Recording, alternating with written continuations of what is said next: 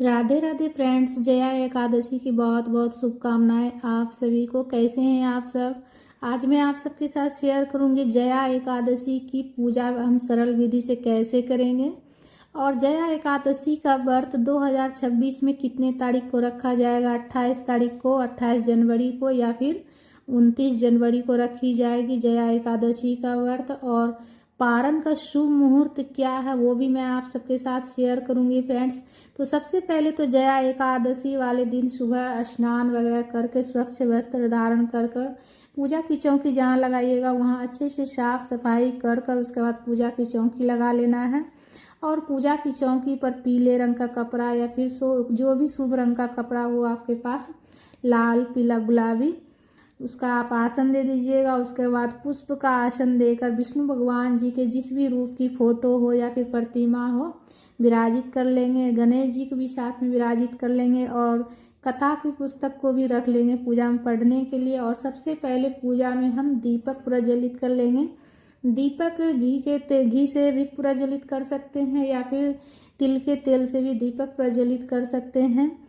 तो सबसे पहले स्वच्छ जल में गंगा जल मिलाकर जल के छींटे देकर भाव स्नान करा लेंगे विष्णु भगवान जी को और गणेश जी को। और तस्वीर में जितने भगवान जी हैं, जितने ऋषि मुनि हैं, नारद मुनि हैं, जितने भी ऋषि मुनि हैं सबको हम भाव स्नान करा लेंगे फोटो में, तस्वीर में जितने हैं। और उसके बाद सबसे पहले हम गणेश जी की पूजा करेंगे। तो वस्त्र के स्वरूप में कलावा समर्पित कर लेंगे गणेश जी को। और उसके बाद जनेऊ समर्पित कर लेंगे गणेश जी को। जिस भी कलर का फूल हो, माला हो वो चढ़ा लीजिएगा। जिस भी रंग का फूल माला आपको मिल जाए चढ़ा सकते हैं, लाल पीला गुलाबी सफ़ेद जिस भी कलर का मिल जाए। और उसके बाद रोली चंदन से तिलक कर लेंगे। अक्षत का प्रयोग नहीं करना है, एकादशी की पूजा में अक्षत का प्रयोग नहीं किया जाता है तो इसीलिए से अक्षत नहीं चढ़ाना है, सिर्फ रोली चंदन से तिलक कर लेंगे। और विष्णु भगवान जी को भी वस्त्र के स्वरूप में हम कलावा समर्पित कर लेंगे विष्णु भगवान जी को। या वस्त्र हो तो आप वस्त्र भी समर्पित कर सकते हैं या फिर सरल विधि से वस्त्र के स्वरूप में कलावा समर्पित कर लीजिएगा। पीला वाला चंदन से तिलक कर लेंगे विष्णु भगवान जी को। और जितने नारद मुनि हैं और जितने भी मतलब कि ऋषि मुनि हैं सभी भगवान जी को तिलक कर लेंगे। और कथा की पुस्तक में भी तिलक कर लेंगे। श्री कृष्ण भगवान जी हैं और राधा रानी हैं। दीपक में भी तिलक कर लेंगे रोली चंदन से, लाल वाली से। और पुष्प चढ़ा लेंगे। पीला रंग का फूल अगर मिल जाए तो आसानी से अगर मिल जाता है तो ठीक है चढ़ा लीजिएगा, नहीं मिले तो देखिए जिस भी कलर का मिल जाए आपको आसानी से आप चढ़ा लीजिएगा। फूल माला जनेऊ चढ़ा लीजिएगा। और देखिए पूजा में तिल चढ़ाइएगा उस दिन। अक्षत का प्रयोग नहीं करना है, तिल का प्रयोग जरूर से ज़रूर कीजिएगा, तिल जरूर चढ़ाइएगा। एकादशी की पूजा में तिल का बहुत ज़्यादा महत्व रहता है तो तिल चढ़ा लीजिएगा। उसके बाद देखिए तुलसी का पत्ता विष्णु भगवान जी को जरूर चढ़ाइएगा। और तुलसी पत्ता एक दिन पहले ही तोड़ कर रख लीजिएगा, इसलिए कि एकादशी के दिन तुलसी पत्ता नहीं तोड़ी जाती है। जल का भोग समर्पित करेंगे, उसके बाद फल का भोग समर्पित करेंगे गणेश जी को और विष्णु भगवान जी को भी। जो भी मतलब सीजन का फल आपको मिल जाए वो फल आप चढ़ा सकते हैं। विशेष रूप से जो है ना एकादशी की पूजा में फल का ही भोग लगाया जाता है। अन्न से बना हुआ किसी भी चीज़ का भोग नहीं लगाइएगा, इसलिए कि अन्न से बना हुआ चीज़ नहीं चढ़ाया जाता है एकादशी की पूजा में। मिश्री बतासा वगैरह ये सब भी आप चढ़ा सकते हैं।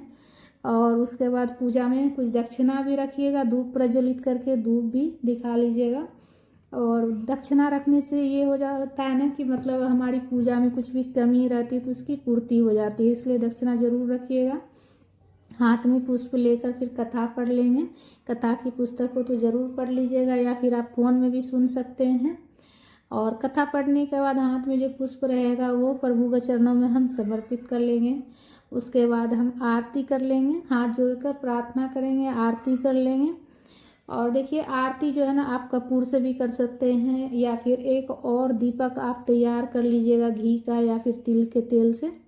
ठीक है, सरसों के तेल का प्रयोग नहीं कीजिएगा, घी का या फिर तिल के तेल से एक और दीपक प्रज्वलित कर कर या फिर जो है ना कपूर से आरती कर लेंगे। तो कपूर प्रज्वलित कर रही हूँ, प्रेम पूर्वक आरती कर लेंगे। कपूर प्रज्वलित कर लिए हैं और आरती कर लेंगे विष्णु भगवान जी की आरती गाते हुए फिर या फिर गणेश जी की भी आप आरती गा सकते हैं। गणेश जी की आरती गा लीजिएगा। कथा की पुस्तक में भी आरती लिखा हुआ रहता है, तो उससे भी देखकर आप पढ़ सकते हैं, आरती गा सकते हैं। या फिर ओम जय जगदीश हरे, ये भी विष्णु भगवान जी की आरती है, ये भी आप गा सकते हैं। तो विष्णु भगवान जी की आरती गाते हुए आरती कर लीजिएगा प्रेम पूर्वक। उसके बाद आरती करने के बाद सीधे हाथ में जल लेकर आचमनी करना है। सीधे हाथ से 3 बार जल को इस तरह से जल के छींटे देते हुए 3 बार और आचमनी कर लेना। हाथ जोड़कर प्रार्थना करेंगे, क्षमा याचना करेंगे कि प्रभु अगर हमारी पूजा में कुछ भी गलती हो गया हो प्रभु तो क्षमा कीजिएगा और हमारी ये पूजा प्रेम पूर्वक स्वीकार कीजिए प्रभु। तो देखिए इस बार जो है 2026 में व्रत जो है ना 29 जनवरी को रखा जाएगा, इसलिए कि 28 जनवरी को ही एकादशी तिथि प्रारंभ हो जाएगी और व्रत 29 जनवरी को रखा जाएगा। 28 जनवरी को शाम 4:34 से एकादशी तिथि प्रारंभ हो जाएगी और 29 जनवरी को दोपहर 1:56 तक रहेगी। और इसीलिए इस उदया तिथि को ध्यान में रखते हुए व्रत जो है 29 जनवरी को रखी जाएगी, इसलिए कि दोपहर 12 बजे के बाद जब एकादशी तिथि लगती है ना तो व्रत अगले दिन किया जाता है।